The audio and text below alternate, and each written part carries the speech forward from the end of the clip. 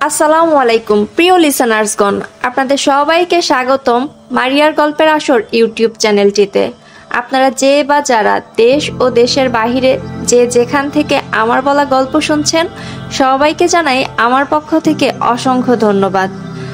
আমার বলা গল্প যদি আপনাদের ভালো লেগে থাকে তাহলে পাশে থাকা সাবস্ক্রাইব বাটনটি প্রেস করে আমার চ্যানেলের সঙ্গেই থাকুন। চলুন শুরু করা যাক আজকের গল্প। মারিয়া, লিখেছেন সাইয়িদা নুহা। গল্প পাঠে আমি আছি আপনাদের সঙ্গে মারিয়া। পর্ব 6। হলরুমের সোফায় বসে রাফিকে নিয়ে ল্যাপটপে কাজ করছে ইয়াসির। গম্ভীর ভাব বজায় রেখে মনোযোগ সহকারে ল্যাপটপে দৃষ্টি নিবেদন করতে ব্যস্ত রাফি। রিমি এসেই ইয়াসিরের পাশে বসলো। জ্ঞান ফিরেছে? ফ্রেশ হচ্ছে বলে রিমির পাশ ছেড়ে উঠে দাঁড়ায় ইয়াসির। রাফির থেকে ল্যাপটপ সরিয়ে বলল, আর কিছু খাবি তোরা? আরে আর না, অনেক খেয়েছি, আবার হাসপাতালে যেতে হবে, বেশি খেলে সমস্যা, রুগী দেখতে বসলেই ঘুম। বলে রিমির কোলে মাথা রেখে সোফায় শুয়ে পড়ল রাফি। রিমির হাত দুটো মাথার উপর নিয়ে বলল, মাথাটা একটু টিপে দাও তো, ব্যথা করছে খুব। মুখে কিছু না বলে স্বামীর আদেশ পালন করে রিমি। আলতো হাতে স্বামীর ঘন রেশম চুলে হাত বুলিয়ে দেয়। ইয়াসির সরে আসে সেখান থেকে। দুজনকে আলাদা স্পেস করে দিল সে। চোখে মুখে পানি ছিটিয়ে আয়নায় নিজের চেহারাটা গাঢ় নজরে পরখ করে মারিয়া। অজ্ঞান হওয়ার আগ মুহূর্তে সে যা কিছু শুনেছিল সেসব আবার মনে পড়ছে। সেকেন্ডেই শরীর কাঁপন ধরে। কোনো রকম ওয়াশ বেসিন ধরে নিজেকে সামলে নেয়। অল্পতেই ভয় পাওয়ার ফোবিয়া আছে মারিয়ার। ভয়ানক বিষয়গুলো হজম করতে তার বেশ বেগ পোহাতে হয়। ভেতরে রাখা ঝুলন্ত সাদা তোয়ালেতে মুখ মুছে বেরিয়ে আসে সে। এলোমেলো বাহারি চুলগুলো হাত খোপা করে বিছানা গুছিয়ে রুম থেকে নিঃশব্দে বেরিয়ে যায়। বাহিরে আসতেই তার দৃষ্টি সোজা রিমি আর রাফির দিকে পড়ে। দুজন সোফায় বসে শুয়ে নিজেদের মতো ঘুম দিয়েছে।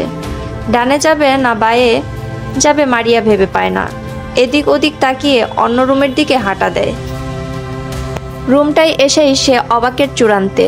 রুমের বড় দেওয়ালে বিশাল করে তার ছবি টাঙানো। ছবিটার চারপাশে চিকন সাদা কালো মিশ্রণের ফ্রেম বাঁধিয়ে রেখেছে। ইউনিক। বিড়বিড় করে সামনে এগিয়ে যায় মারিয়া। কাছে যেয়ে বিছানায় উঠে পড়ে। বিছানায় দাঁড়িয়েই সে খুঁটিয়ে খুঁটিয়ে ছবিটাকে পর্যবেক্ষণ করছে। ছবিটির এক কোণায় ইংরেজি স্টাইলিশড লেটারে মারিয়া লেখা, নিচে জন্মসাল। কিন্তু এটা তো তার জন্মসাল না। হঠাৎ করেই মারিয়ার মনে পড়ে, এটা কি সেই ডায়েরির মেয়েটা? হুবহু যে আমার মতো দেখতে। ঘাড় বাঁকিয়ে তখনও সে খাটের উপর কোমরে হাত দিয়ে দাঁড়িয়ে আছে। পেছন থেকে কেউ একজন কেসে উঠল। মারিয়া চমকে পেছনে তাকায়। ইয়াসির। ও, আমার মারিয়া। আমার মারিয়া কথাটা বলতেই ইয়াসিরের বুক ধুক করে ওঠে। মারিয়া ওহ বলে নিচে নেমে আসে। বিস্ময় প্রকাশ করে বলল, একদম আমার মতো দেখতে, একটু অমিল নেই। সামনে থেকে সরে গিয়ে ইয়াসির বলল, আছে। ভ্রু কুঁচকে যায় মারিয়ার। এতক্ষণ ধরে সে এই ছবি দেখছে। কই, সে তো কোনো অমিল পায়নি। ছবিটার দিকে আরেকবার তাকিয়ে বলল, কোথায় অমিল? আমি তো পেলাম না। দেখান আপনি, ভালো করে দেখো, নিজেই পেয়ে যাবা। ইয়াসিরের কথায় আবারও ছবিটার কাছে গিয়ে দাঁড়ালো মারিয়া। না, সে তো কোনো অমিলই খুঁজে পাচ্ছে না। ফিরে এসে ইয়াসিরের পিছনে গিয়ে দাঁড়ালো মারিয়া। পিঠে আঙ্গুল দিয়ে খোঁচা মেরে বলল, পাই না। হাতের কাজ রেখে ঘুরে দাঁড়ায় ইয়াসির। মারিয়ার চোখের দিকে সরাসরি দৃষ্টি রাখে। তার চোখের মনি যেন বলছে, এ দু চোখে অনেক দিনের জমানো ব্যথা লুকায়িত। কেউ চাইলেই হয়তো এই চোখে নিজের জন্য মায়া জমাতে পারে। ইয়াসিরের চোখের দৃষ্টি উপেক্ষা করার সাহস পায় না মারিয়া। সেও সরাসরি পলকহীন সে গম্ভীর চোখে তাকিয়ে থাকে। আমার মারিয়ার চোখে যে মায়ার সৃষ্টি সেটা তোমার চোখে নেই। তোমার কেন, পৃথিবীতে অন্য কোনো মেয়ের চোখে এই মায়ার সৃষ্টি হবে না। কি হলো এটা? ইয়াসির কি তাকে অপমান করলো? এটা কেমন অপমান? তাকে কি সরাসরি বলল তার চোখ দেখতে সুন্দর নয়, কেউ তার চোখের প্রেমে পড়বে না? আরেকটু হলেই হয়তো মারিয়া ইয়াসিরের প্রেমে পড়ে যেত, কিন্তু সে এভাবে তাকে অপমান করলো। দৃষ্টি সরিয়ে রুম থেকে বেরিয়ে যায় ইয়াসির। যাওয়ার আগে বলে গেল, আমার রুমে কেউ পারমিশন ছাড়া আসতে পারে না, এই অধিকার আমি যাকে তাকে দেই না। কথাটা যেন পরের বার মনে থাকে। আবারও অপমান। রাগে ক্ষোভে অপমানে মারিয়ার শরীর ফুলে যাচ্ছে। মনে হচ্ছে এখনই গিয়ে ইয়াসিরের জিহ্বাটা সে টেনে ছিঁড়ে ফেলুক। একটা মানুষ আরেকটা মানুষকে কিভাবে এমন সরাসরি অপমান করতে পারে? এগুলো কেমন ব্যবহার? মারিয়া কল্পনা করে ইয়াসিরকে সে মাটিতে শুইয়ে হাতে গ্লাভস পরে তার জিহ্বা টেনে ছিঁড়ছে। কল্পনাটা বেশ সুন্দর, তবু মারিয়ার মাথার অবস্থা রমরমা। এই সময় তার ভেতরের রাগটা কোথায় প্রকাশ করলে খাটবে সেটা খুঁজছে সে। হন্তদন্ত হয়ে রুমে কিছু খোঁজার চেষ্টা করে। তখনই রুমে থাকা ছোট সাইড টেবিলটার দিকে তার চোখ পড়ে। এক ছুটে কেচিটা এক টানে ছো মেরে ছবিটার দিকে হাত বাড়ায়। ছবিটা নষ্ট করার ইচ্ছে হলেও পারে না। যত কিছু হোক, ছবিটা তো তার অনুরূপী কারোর। এটা নষ্ট করলে নিজেরও খারাপ লাগবে। অবশেষে বিছানায় রাখা নরম একটা বালিশ দেখে সেটার মাঝ বরাবর কেচি ঢুকিয়ে সে হাত ঝেড়ে রুম থেকে বেরিয়ে যায়। নিশ্চয়ই পাষাণটা নরম বালিশে ঘুমায়। আহ, এবার মনে একটু শান্তি লাগছে। কিরে, পাইলি কোথাও? মুখে অসহায়ত্ব ফুটিয়ে দারোয়ানের স্ত্রী জবাব দিল, না, খুঁজলাম তো আশেপাশে, একেবারেই চলে গেল নাকি? এখন কি করি কিচ্ছু জানি না। চেয়ারে পা উঁচিয়ে বসে পড়ল দারোয়ান। এখন আর তাদের কিছুই করার নেই। মিস্টার মর্গান আসুক, এরপর দেখা যাবে বাকিটা। কোমরে কিচেন টাওয়াল বেঁধে রান্নার কাজ শুরু করে দেয় ইয়াসির। দু ঠোঁটের ফাঁকে জ্বলন্ত সিগারেট রেখে কিছুক্ষণ পর পর সম্মুখে ধোঁয়া ছুটছে। বিষয়টা দেখতে পারছে না মারিয়া, তবু একা একা তার আর কিছু করার নেই। অগত্যা এখানেই বসে আছে সে। একটু পর পর নাক চেপে ধরছে, আবার ছেড়ে দিচ্ছে। সিগারেটটা এখন না খেলে হয় না।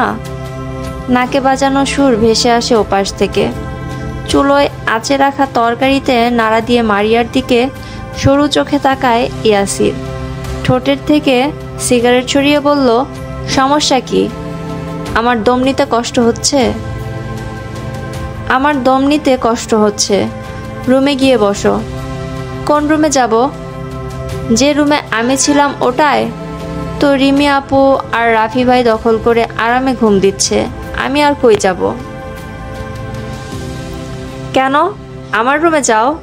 বলতে গিয়েও কথাটা বলল না ইয়াসির। চুপচাপ সিগারেট শেষ করে ডাস্টবিনে ফেলে দিল। আবার রান্নার কাজে ব্যস্ত হয়ে পড়ে সে। পিনপতন নীরবতা। কাজের ফাঁকে ব্যবহৃত চামচের টুকটাক টিংটং আওয়াজ কানে বাজছে। ঘুম পাচ্ছে মারিয়ার। ইয়াসিরের রান্না এখনো শেষ হয়নি।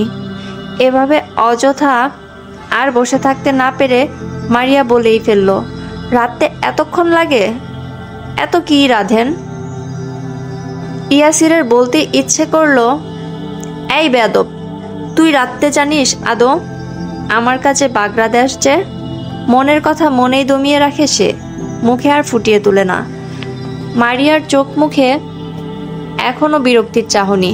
সে চাহনি দেখে ইয়াসিরের ইচ্ছে করছে এখনই তার হাতে থাকা খুন্তিটা মারিয়ার মুখ বরাবর মারুক।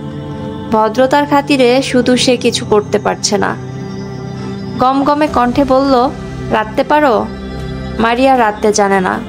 রাঁধতে কি কি মশলা ব্যবহার করতে হয় তাও সে জানে না। কিন্তু আবারও ইয়াসির তাকে অপমান করার সুযোগ পাক, এটা সে ভুলেও চায় না। চোখে মুখে গর্বিত ভাব ধরে বলল, বড় রান্না না পারি, ডিম তো ভাজতে পারি। বেশি বললে পরে যদি ফেঁসে যায়, তাই সে একটু কম করে মিথ্যা বলল।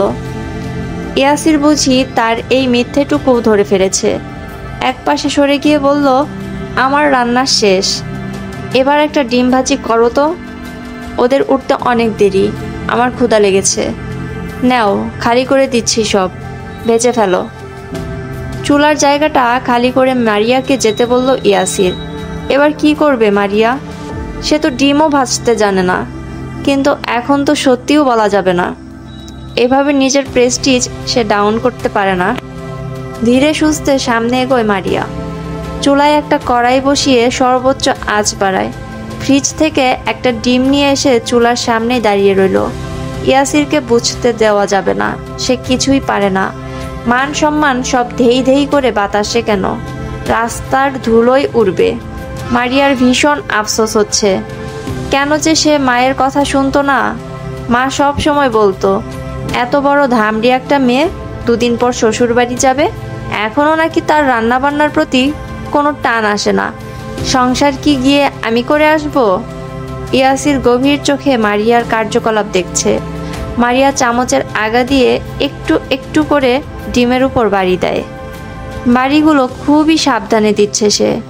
ইয়াসিরের সামনে নিজের প্রেস্টিজ ধরে রাখার কি তুমুল চেষ্টা তদবির তার। ওদিকে যে কড়াই পুড়ছে, ধোয়ার রান্নাঘর ভাসছে, সে খেয়াল আছে মেয়েটার। ডিম ভেঙে কড়াইয়ের উপর ধরে রাখলো মারিয়া। একটুখানি ফুটো ডিমে। সে ফুটো দিয়ে আস্তে ধীরে আরাম করে ডিমের সাদা অংশ নিচে নামছে। ইয়াসির তখনও গম্ভীর হয়ে মারিয়ার ডিম ভাজা দেখতে ব্যস্ত। কড়াইয়ে ডিম পোড়া শেষ হলেই মারিয়া অপেক্ষা করে। ডিমটা একটু শক্তপোক্ত হলেই সেটা উল্টে দিবে। তার চোখে মুখে খুশির ভাব। ইয়াসিরের সামনে এবার আর সে অবদস্ত হচ্ছে না। তাহলে ডিম উল্টাতে গেলেই মারিয়া পড়ল বিপাকে। হায় রে, ডিম তো আর উল্টায় না, খুন্তি দিয়ে খোঁচা দিয়েও লাভ হচ্ছে না। ডিম তো একদম লেগে গেছে। পরক্ষণেই মারিয়ার চেহারাটা কাদো কাদো হয়ে যায়। ইয়াসিরের দিকে তাকিয়ে বলল, আপনার কড়াই তো নষ্ট, ডিম উল্টায় না কেন? সেদিকে ডিম পুড়ে অবস্থা যাচ্ছে তাই। ইয়াসির এবার উঠে এসে দ্রুত চুলা অফ করে দিল। কড়াই নামিয়ে ডিম নামাতে গিয়ে মনে মনে বিড়বিড় করে বলছে, তুই ডিম ভাজতে পারিস না? আজকে এই ডিম তোরে কেমনে খাওয়াই এটা দেখিস খালি। তুই আমার 1200 টাকার এত সুন্দর কড়াই পুড়লি, মন চাচ্ছে তোর কোমর ভেঙে বাঁকা করে আমি তোকেই চুলায় বসাই দিই, এরপর তোকে ডিম ভেজে দেখাই। আর চোখে মারিয়ার অসহায় মুখশ্রীটা দেখে ইয়াসির। সেকেন্ডের জন্য তার উপর মায়া হয় না, উল্টো ইচ্ছে করছে কড়াইটা দিয়ে ইয়া জোরে একটা বাড়ি মারুক মারিয়ার মাথায়, আর মারিয়া ধপাস করে ফ্লোরে পড়ে যাক। ইয়াসির কল্পনা করে, যদি সে সত্যি মারিয়ার মাথায় বাড়ি মারে তবে কেমন হবে। মারিয়া কি চিৎপটাং হবে? ওর চোখ কি উল্টে যাবে নাকি সোজা সিলিং ফ্যানের দিকে থাকবে? ভেবে একবার সিলিং দেখে নেয় ইয়াসির। এসব উল্টো পাল্টা ভেবেও ইয়াসিরের মুখে ভাবান্তর হয় না। মারিয়া তখনও ইয়াসিরের পাশে ঠায় দাঁড়িয়ে, চোখে মুখে কি অসহায়ত্ব।